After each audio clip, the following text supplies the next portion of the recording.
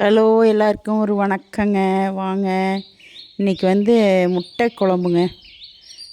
முட்டை குழம்பு தான் வைக்கலான்ட்டுங்க இட்லிக்கு. காலையிலேயே இது காலையில் வச்சது. இப்போ தான் போஸ்ட் பண்ணுறேங்க. எடுத்து வச்சுட்டு இப்போ தான் எடுத்து ரெடி பண்ணி எடிட் பண்ணி போட்டிருக்கேன். எப்பவும் போல் தான் வெங்காயம் வணக்கிங்க, பூண்டு இஞ்சி எல்லாத்துலேயே வணக்கி, கருவேப்பந்தழைங்க, கொத்தமல்லி தழை, தக்காளி பழம் எல்லாத்துலேயே வணக்கிங்க அப்படியே அரைச்சிக்கிறது வரல. இந்த தடவை என்னென்னா, ஒருத்தர் வந்து சக்தி முட்டை குருமா பொடி போட்டு வச்சிங்கன்னா நல்லாயிருக்கும் அப்படின்னு சொன்னாங்களா. சரின்ட்டு 2-3 பாதாம் போட்டு பழகிட்டுங்க. ரொம்ப சூப்பராக இருக்குதுங்க அது. நீங்களும் போட்டு பாருங்கள், அருமையாக இருக்குதுங்க. தேங்காய் வந்து கொஞ்சம் தான் போட்டேன், மிளகாய்ங்க. தேங்காய் வந்து கொஞ்சம் தான் போட்டேன், ஏன்னா பாதாம் முந்திரி எல்லாம் போடுறதுனால. அப்புறம் வந்து கொத்தமல்லி தழைங்க, கருவேப்பந்தழை எல்லாம் போட்டாச்சு. உனி பாருங்க, நல்லா வறுத்தாச்சு, வணக்கியாச்சு. உனி வந்து அந்த பொடி போட்டுக்கலாங்க. இந்த இதுதான் முட்டை குருமான்ட்டு நான் இதுவரை போட்டது இல்லைங்க. சரி சொன்னாங்களேன்ட்டு வாங்கி போட்டு பார்க்கலான்ட்டு போட்டேன். அருமையாக வந்திருக்கு குழம்பு, சூப்பருங்க. நான் வேறு எதுவும் போடலை, அது மட்டும்தான் போட்டேன். இது உனி அரைச்சிட்டு வந்துடலாங்க. தேங்காய் எதுக்கு கொஞ்சம் அவங்க சொன்னாங்க, ஏதாவது கொஞ்சம் போட்டிங்கன்னா கொஞ்சம் நல்லா இருக்குன்னாங்கட்டு. தேங்காய் நான் எப்பவுமே போட மாட்டேங்க. மட்டன் குழம்புக்குமே தேங்காய் முந்திரி போட்டனா தேங்காய் போட மாட்டேன். சரி கொஞ்சம் போட்டுக்கோங்க அண்ணாங்கன்னு போட்டுக்கிட்டேங்க. போட்டு அரைச்சாச்சுங்க. அப்புறம் தாளித்து விட்டுறலாம்.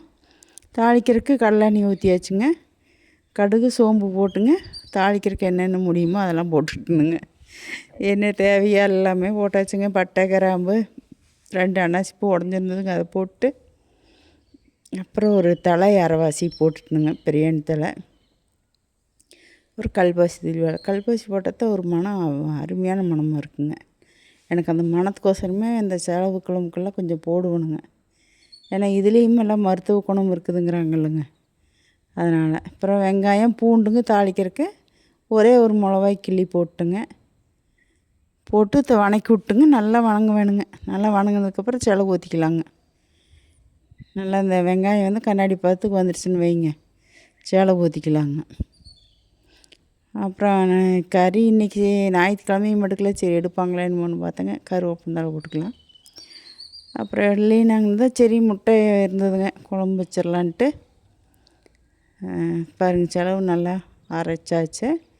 இன்னைக்கு கொஞ்சமாக தண்ணி ஊற்றி, உங்களுக்கு குழம்பு எவ்வளோ கெட்டியாக வேணுமா தண்ணியாட்டு வேணுமா அதுக்கு தகுந்த மாதிரி நாம் ஊற்றிக்கலாம். நான் எனக்கு இட்லிக்குங்கிறதுனால கொஞ்சம் தண்ணியாட்டு வச்சுக்கிட்டேங்க. சூப்பராக ரெடி ஆயிடுச்சுங்க. அப்புறம் நீ வந்துங்க இந்த முட்டையை வந்து கீறி போட்டுக்கலாங்க. முட்டையை உடச்சி உள்ளே ஊற்றுறாங்க. நான் முட்டையை வேக வச்சு தான் போட்டுக்கிறேங்க.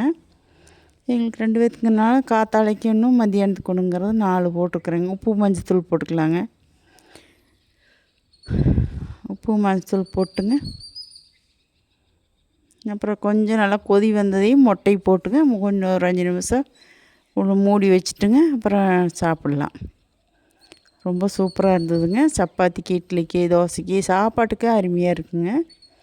இட்லியும் வந்துருச்சு. நீ இட்லியும் எடுத்துகிட்டு சாப்பிட்லாங்க.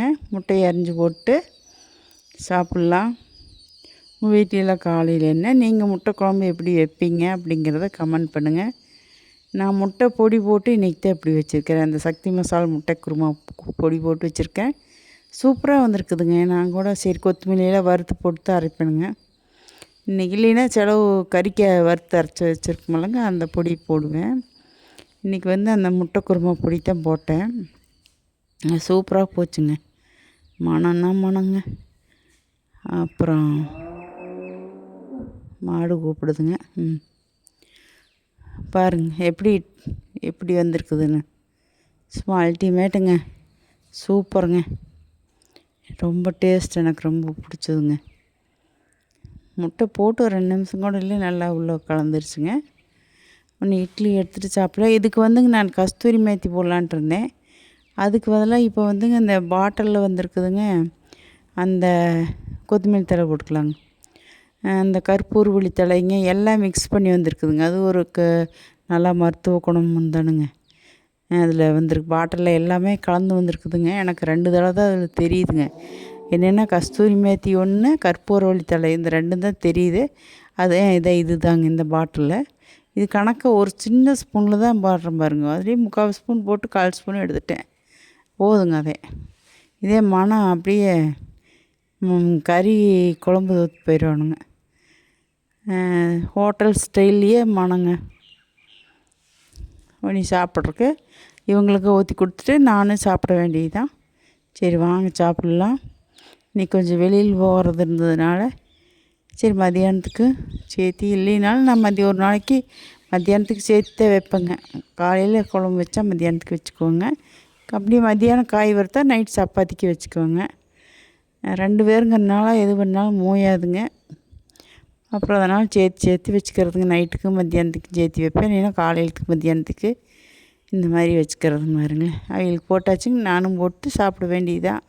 சரி வாங்க சாப்பிட்லாம். பிடிச்சிருந்தா லைக் பண்ணி ஷேர் பண்ணி சப்ஸ்கிரைப் பண்ணிடுங்க. இல்லை லைவில் வாங்க, கமெண்ட் பண்ணுங்கள், லைக் பண்ணுங்கள், அப்புறம் ஷேர் பண்ணுங்கள், ஃப்ரெண்ட்ஸ் ரிலேட்டிவ்ஸ் ஷேர் பண்ணுங்கள், சப்போர்ட் பண்ணுங்கள்.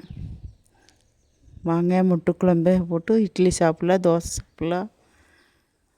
சூப்பராக இருக்குது பார்த்திங்களா? பார்த்தாவே குழம்பெல்லாம் இப்படி பார்த்தா சாப்பிட்ணுன்னு இருக்கணுங்க. ஓகேங்க, பாய்ங்க. அடுத்த வீடியோவில் பார்க்கலாம். இன்றைக்கி கொஞ்சம் ப்ளவுஸெல்லாம் எடுத்துகிட்டு வந்தாங்களா, அதை கொண்டு போய் தைக்கிறக்கு கொடுத்துட்டு வந்துடலான்ட்டு ரெடி ஆகிட்டேனுங்க.